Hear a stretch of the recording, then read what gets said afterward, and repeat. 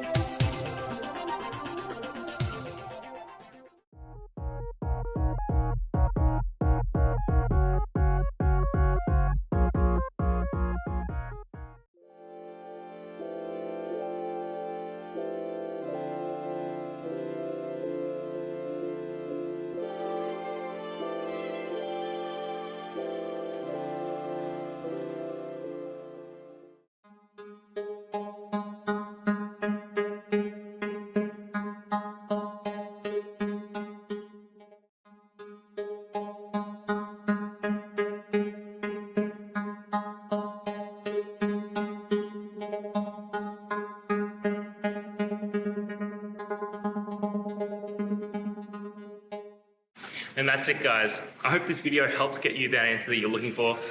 Now, I'll see you next time. Please subscribe for more question and answer videos. And if you have any more, please just shoot them through in the comments. Have a good one.